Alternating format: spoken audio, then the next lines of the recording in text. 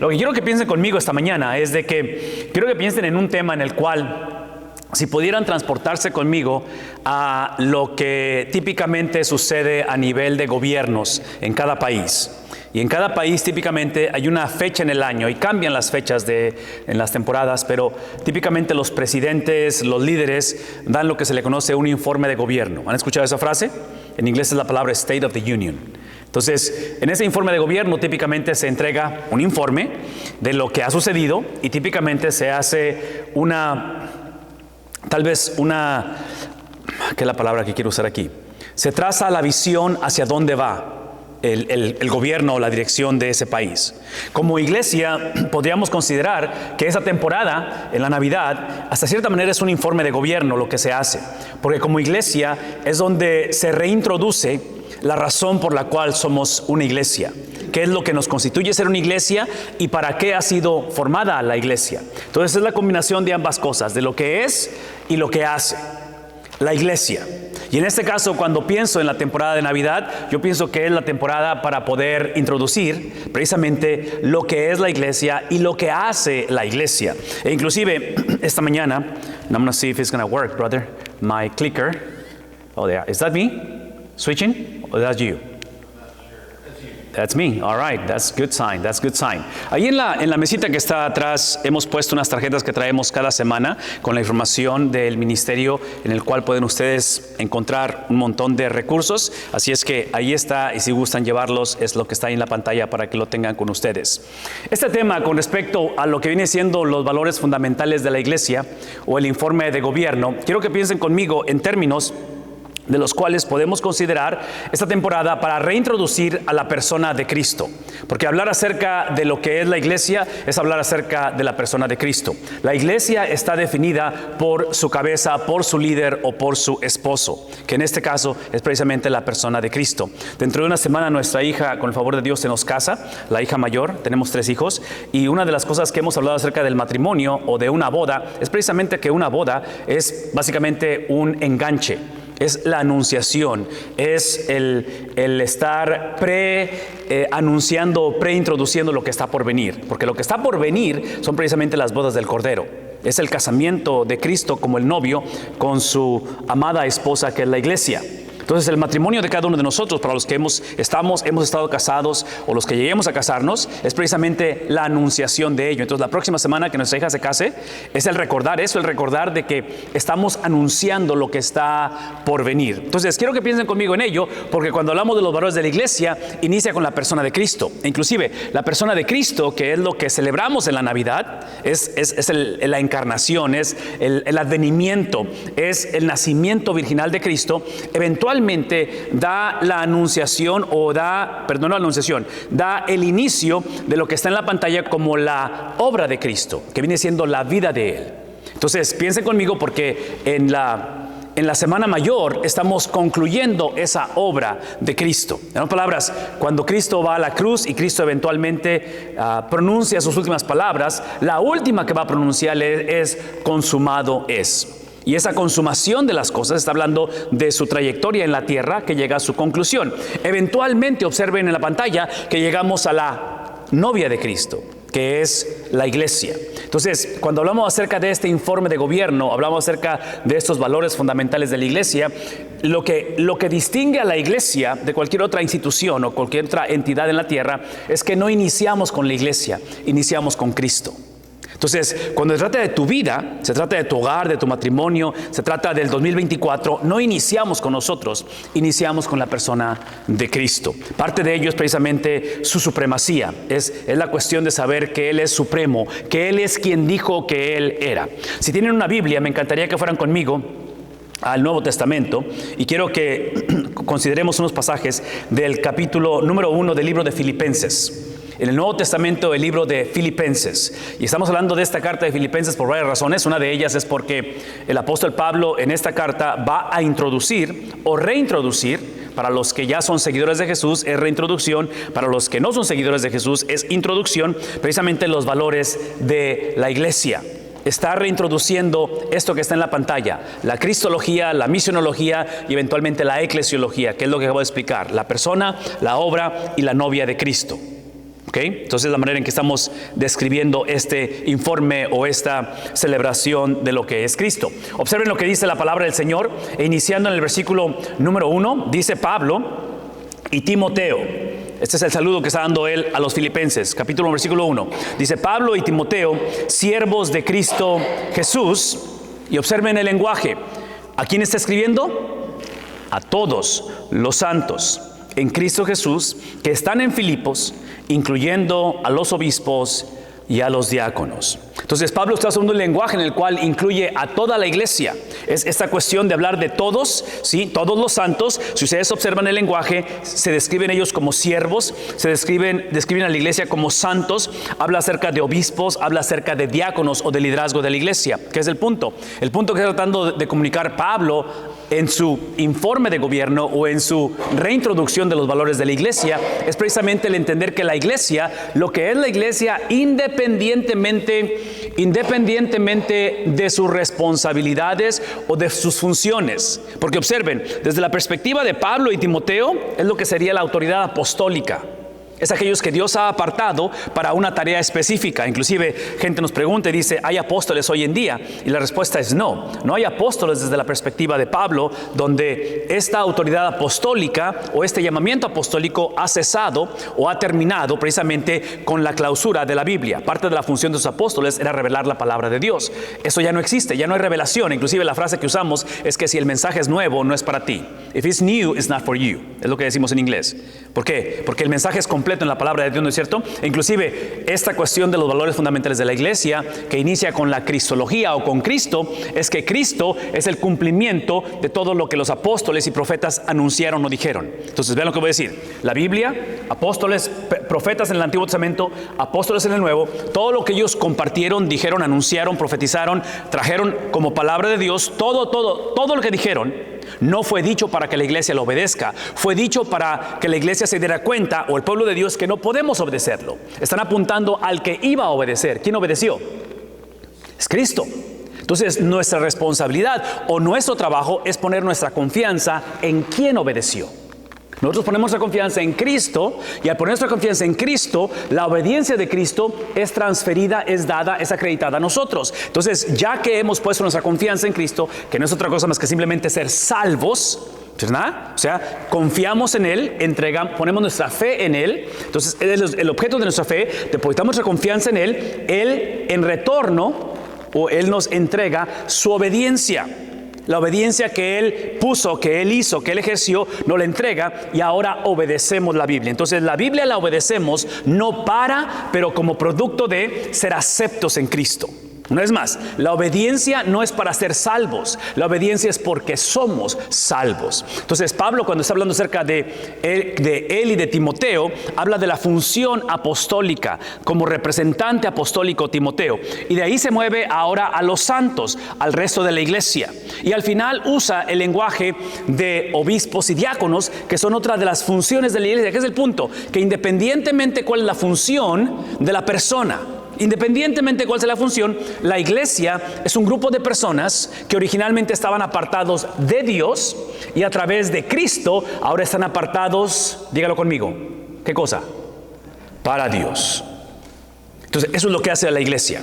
Los valores fundamentales de la iglesia no inician con las funciones que tenemos, los títulos que tengo, las habilidades que tengo. No. La iglesia inicia con un grupo de personas que, independientemente cuál sea su pasión, su entrega, su habilidad, su llamado, independientemente, eso es importante, y necesitamos que todos colaboremos y que seamos parte de la familia de Dios. Pero independientemente de ello, todos sin excepción somos un grupo de personas que originalmente estábamos separados de Dios, y en Cristo ahora estamos separados o apartados para Dios. Inclusive, la manera en que se lleva esta transición de para es a través de Cristo, en el sentido de que Cristo, el cual era o es Dios mismo, dice Pablo en el capítulo 2, que llegaremos a él, dice que no escatimó el ser igual a Dios como cosa que aferrarse, sino que literalmente se va a desprender de ello, va a ser separado del Padre, donde eventualmente, cuando lleguemos a esta temporada de Semana Santa o de Easter que llamamos, lo que es la resurrección de Jesús, Él va a clamar y decir: ¿por qué me has desamparado?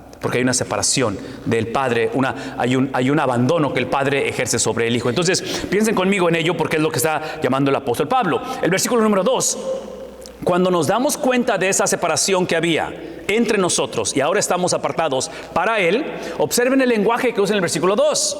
Porque es una característica de aquellos que hemos sido apartados, sí, para Él. Antes estábamos apartados de Él, ahora estamos apartados para Él. Dice el versículo 2, gracia a vosotros y paz de parte de Dios, nuestro Padre, y del Señor Jesucristo. Una de las características de aquellos que somos parte de la familia de Dios es que precisamente reconocemos que esta transición de haber sido apartados de Él originalmente, pero ahora somos apartados para Él, no es tanto que va a mejorar la situación. No, esto que está en la pantalla no garantiza que las cosas van a mejorar, que van a salir bien. Porque inclusive dentro del Nuevo Testamento encontramos 27 libros.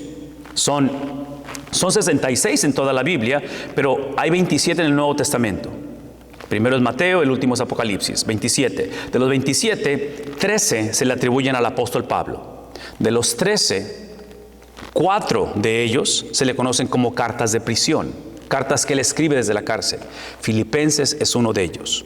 Y menciono esto porque Pablo está escribiendo esto desde la cárcel.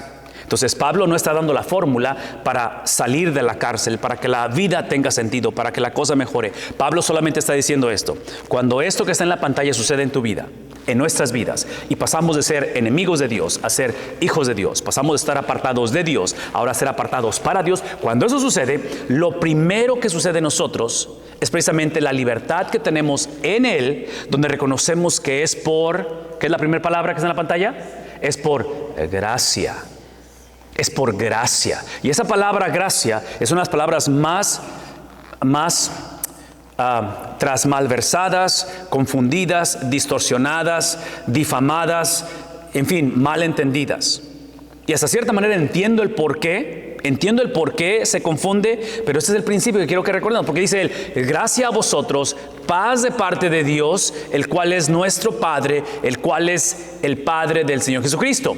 La gracia tiene por característica, bíblicamente hablando, que siempre la gracia es voluntaria. Si la demandamos, si la exigimos, si la asumimos o la esperamos, deja de ser voluntaria. En otras palabras, cuando la persona recibe su cheque, después de una semana de trabajo, 15 de trabajo, un mes de trabajo, ese cheque que me da el patrón no es un cheque que me lo dio él voluntariamente, es algo que ya merezco, porque ya trabajé.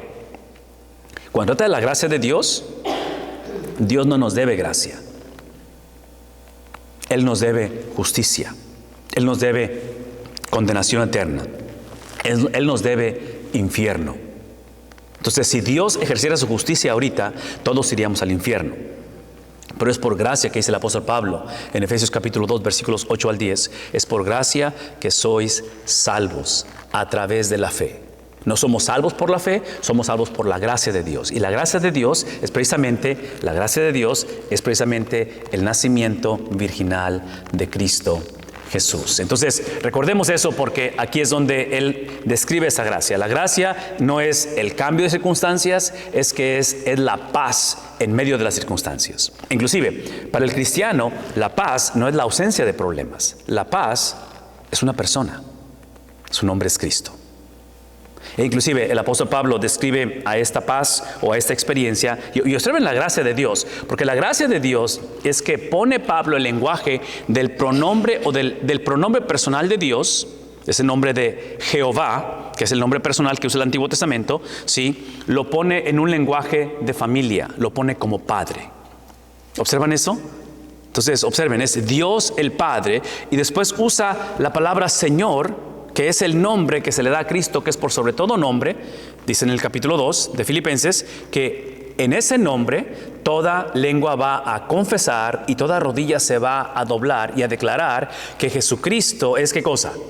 Entonces, observen el paralelismo donde la palabra Señor está precisamente como sinónimo de la palabra Dios. Y lo que Pablo está haciendo, simplemente está diciendo esto: la gracia, ¿sí?, la cual produce esa paz, es lo que estamos diciendo aquí, la gracia, lo cual nos ha producido paz en medio de una iglesia porque los filipenses tenían problemas internos, había confusión en el liderazgo, Pablo está encarcelado y va a la iglesia hacia persecución extrema. En medio de todo ello, Pablo está diciendo: hay paz por la gracia. La paz no es porque yo voy a salir de la cárcel. cárcel. La paz no es porque la situación en la iglesia va a mejorar. La paz no es porque el reporte del doctor va a ser favorable. La paz es porque el Dios, el cual es nuestro, ¿qué cosa?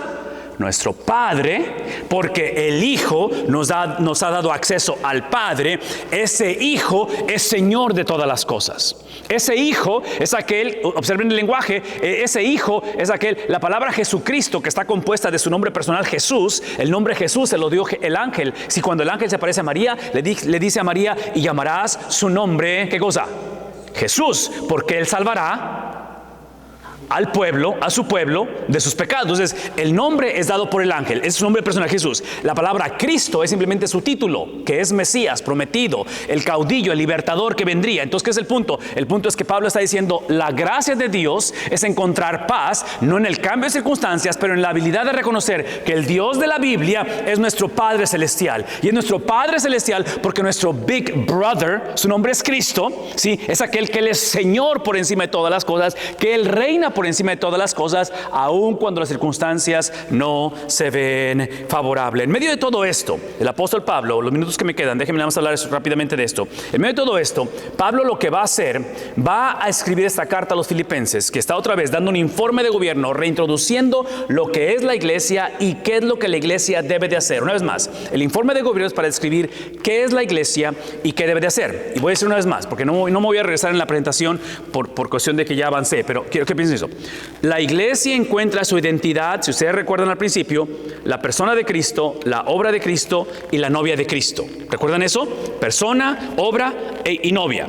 La iglesia encuentra su identidad sabiendo, reconociendo, confesando, declarando quién es Cristo, no tanto quién es la iglesia. Es importante que sepamos quién es la iglesia. Inclusive viene el boletín, que en el boletín de la iglesia está declarada la misión de la iglesia, lo cual es importante, pero escuchen lo que voy a decir. La esencia de nosotros, quiénes somos y qué hacemos, está definida por una sola persona. Su nombre es Cristo. Entonces, Cristo determina quiénes somos y Cristo determina qué hacemos. ¿Está claro eso?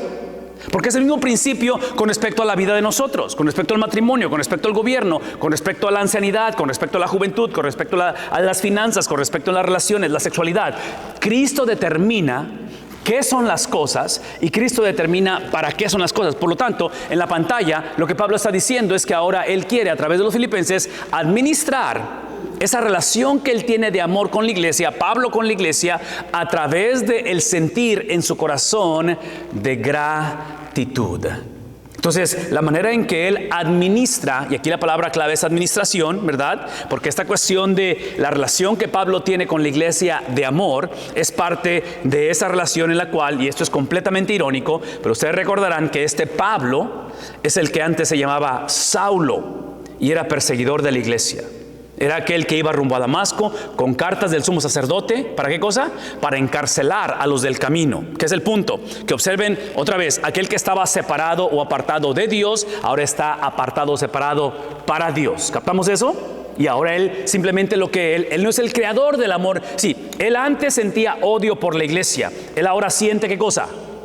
Amor. Escuchen lo que voy a decir. Esa transformación de odio a amor no fue obra de Pablo, es la gracia de Dios. Dios crea en nosotros, Dios transforma lo que originalmente sentíamos, lo que originalmente éramos, lo transforma en algo completamente nuevo. Entonces, esa transformación, el hombre, el cristiano, solamente lo administra, no lo crea. Lo administra. Entonces, Pablo está administrando el amor que siente por la iglesia a través de sentir ¿qué cosa? Gratitud. Y la gratitud que siente no es porque la cosa ha cambiado. La gratitud que siente, la siente en una condición la cual no es favorable, porque él está en la cárcel. En medio de todo ello, encontramos ahora Pablo diciéndole a la iglesia que deben de sentir ánimo en medio de las circunstancias reales, no tanto en las circunstancias ideales. ¿Qué es el punto? Pablo está enfatizando esto. Es cierto que yo estoy encarcelado, pero lo que no está encarcelado, adivinen qué es. ¿Qué no está encarcelado? El evangelio. E inclusive Pablo va a decir que el evangelio está creciendo en el pretorio, está incrementando en medio de la cárcel. ¿Por qué? Porque esa es la realidad. Ciertamente estamos atravesando el 23, probablemente fue un año difícil. El 24 solamente Dios sabe cómo se va a pintar el asunto, pero independientemente cuál sea la condición en que vivamos, ¿adivinen qué? El Evangelio va a continuar haciendo lo que el Evangelio hace. ¿Por qué? Porque el Evangelio es, una vez más, las tres cosas que estoy introduciendo. El Evangelio es la persona y el Evangelio es la obra, no de nosotros, de Cristo. El Evangelio es quién Cristo dijo que Él era, y el Evangelio es lo que Cristo hizo basado en lo que dijo de su persona. Entonces la iglesia solamente administra ese Evangelio. Una cosa más que está haciendo Pablo en medio de todo esto es que la iglesia está infestada. Cuando piensan en una infestación, ¿se dice? ¿Sí? Cuando tienes una casa que tiene un problema de termitas, cuando tienes, no sé, una parcela que tiene una plaga, o no sé qué tipo, pueden pensar algo, un cierto tipo de que algo que ha inundado. La iglesia estaba infestada de falsos maestros, de gente, y esta es la falsedad de los maestros. Otra vez, la persona y la obra de Cristo y la iglesia. Falso maestro, ¿sí?, es aquel que hace esto, invierte el orden. Entonces ahora, en lugar de empezar con Cristo, empiezo ¿con quién? Empiezo conmigo. Si empiezo conmigo y empiezo con mi condición, con mi educación, con mis pensamientos, experiencias, si empiezo con lo que siento, si empiezo con lo que quiero, por lo tanto, creo que hay un Cristo, simplemente que Cristo existe para que Él haga lo que yo espero que Él haga. Si es que hay un Dios, Él existe para que Él, ¿me explico? Entonces ahora Él se convierte en alguien que, como si piensan en un genio de la lámpara, que lo frotan y sale un genio y dice, ¿cuáles son tus deseos? ¿Cuáles son tus deseos? Sí, es obvio que eso, ya dijimos que Cristo es el Señor. Es Jesucristo el Señor, dijo Pablo. Entonces, menciono todo esto porque parte de la confusión es que eventualmente esos se conocen como desertores, tiran la toalla. Y desertar, otra vez, si el Evangelio es la persona y es la obra y eventualmente la novia, ese es el Evangelio, ¿verdad? Somos los destinatarios, somos los que administramos tanto la persona como la obra de Cristo. Entonces, invertir el orden y empezar conmigo, con la iglesia, empezar con mis tradiciones, con mi cultura, con mi teología, empezar con lo que yo asumo, ¿sí? No es solamente asumir que Dios me debe gracia, por lo tanto más vale que no me pase nada a mí o a mis hijos, ¿sí? Pero en este caso eso es desertar. Desertar es invertir el orden que Dios ha establecido, y es por eso que hablamos de esto en este tiempo del año. La última cosa que quiero que piensen conmigo es esto, porque esta es la parte que lo hace un poquito complicado el asunto. Pablo, y esta carta de Filipenses le caracteriza esta palabra gozo. Pablo habla de gozo, no tanto por las circunstancias, pero es gozo en las circunstancias.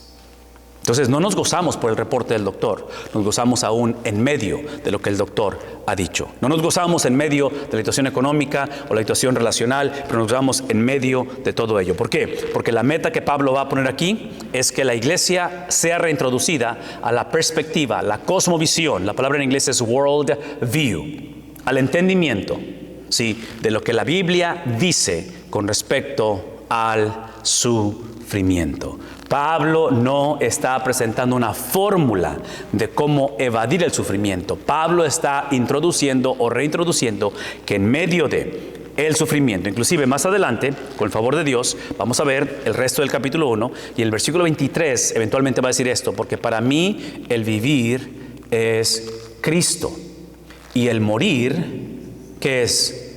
Es ganancia. Entonces observen que Él no está promoviendo muerte, Él no está promoviendo lo que hoy se le conoce como eutanasia o el suicidio asistido, que es muy famoso hoy en día. Él no está pensando en suicidio, es simplemente que Él está diciendo, aún la muerte, en medio de entender que se trata de la persona y de la obra de Cristo, como la iglesia, como la vida y aún la muerte están debajo del señorío de Cristo. Así es que si ustedes me mantienen con vida, aún encarcelado, el evangelio va a fluir.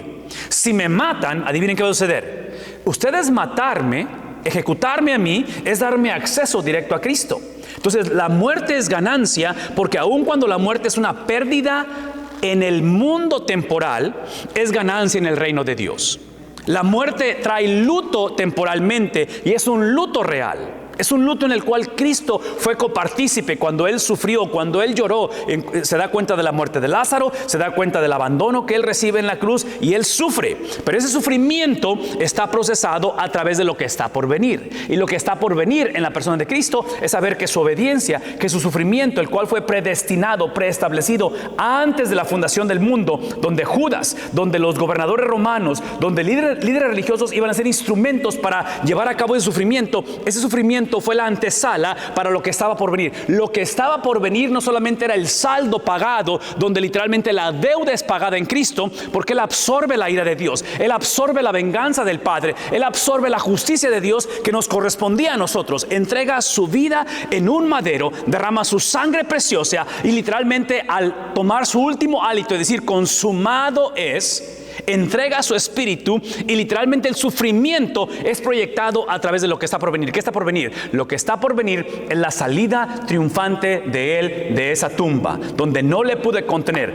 La razón por la cual Cristo sale, esta es la razón por qué sale triunfante de la tumba, es porque tanto en su persona, la cristología, como en su trabajo o en su obra, la misionología, de las tres cosas, Él las vivió debajo de la ley. Él la vivió en obediencia perfecta. Entonces, la obediencia perfecta de Cristo por 33 años garantizó que cuando Él fuera puesto en un sepulcro, Él saldría victorioso de la tumba, porque Él suplió, Él cumplió todas las demandas del Padre. Entonces, la muerte de Cristo literalmente es el pago, es el precio que se pagó para ser nosotros rescatados o ser traídos a una relación con el Padre. Pero esa relación con el Padre no solamente está basado en lo que Cristo hizo por nosotros, pero es por la vida que Él vivió por nosotros. Por eso es que el apóstol Pablo está hablando a los filipenses, está diciendo, hey, la persona y la obra de Cristo garantizan la salida de Cristo de la tumba, pero esa salida, esa vida resucitada es la que la ha transferido a la iglesia. Y en momentos de necesidad, en momentos de confusión, en momentos en los cuales la iglesia trágicamente se ha desviado, necesitamos retomar la vida de Cristo. Necesitamos retomar la perspectiva de Cristo. Necesitamos entender que lo que Cristo vivió, lo que Cristo sufrió, no fue solamente expiatorio, redentor, transformador, fue modelado. Y aquí está el punto. El sufrimiento de Cristo es un sufrimiento el cual somos llamados a experimentar. El sufrimiento de Cristo, no para que otros sean perdonados, porque no podemos perdonar el pecado de nadie, pero es el sufrimiento en el cual me une a Él, a sus padecimientos. La pila bautismal es simplemente un simbolismo donde soy sumergido, soy sepultado con Cristo en sus padecimientos, y eventualmente, en aquel día glorioso, saldremos victoriosos de ese sepulcro. No solamente ser recompensados, pero ser restaurados de todo lo que llegamos a perder en este mundo.